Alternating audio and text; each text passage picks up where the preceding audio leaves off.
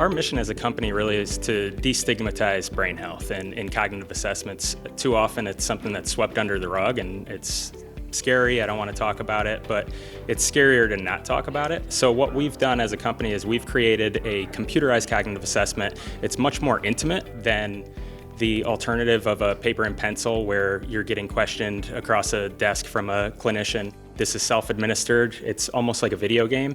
So the entire 5 minutes is made up of 2 calibration tests, and then there's 2 perception tests and 2 memory tests.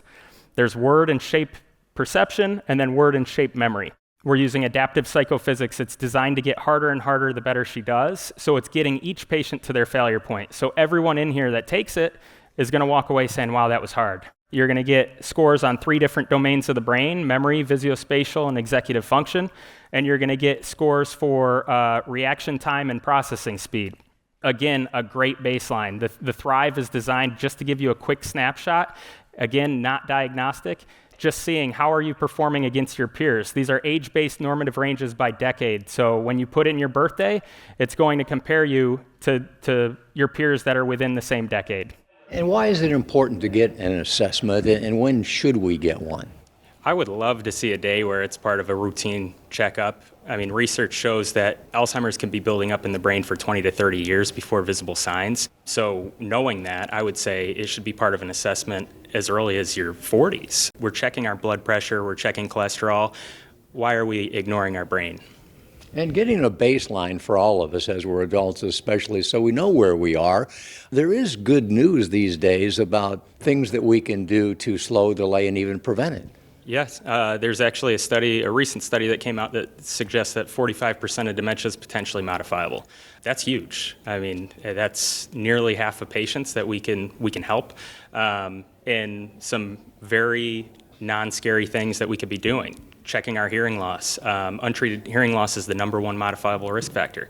Cholesterol, diabetes, medication, untreated sleep apnea. There's a lot of things that, as long as we're having the conversation, we can do something. And if you do find out that you do have some cognitive challenges, there's so much stuff in the pipeline now, so many drugs, so many treatments, that there is hope. Yeah, it's a groundbreaking time for the entire space. I mean, all of the big names in the pharmaceutical world are invested into this. There's a mission across the world, really, because what we're dealing with the rising rates, it needs to be addressed. And finally, there's a spotlight on brain health, and it's an exciting time. And finally, you said a mission. I mean, you are a man on a mission. You're not a guy looking to sell a machine. You're a guy trying to honor your mother and to help other families. Yes, sir. I lost my mom far too young, and it's not just me. You know, there are plenty of families that are going through what we went through, and not to say that the ultimate outcome would have been any different, but I truly believe we could have had her longer if we had the conversation sooner.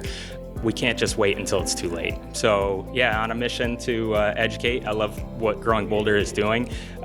These events are important because it's getting people to think about it, and even if they don't take action right away, planting the seed that, you know, this doesn't have to be scary. We could talk about the brain, and we should talk about the brain.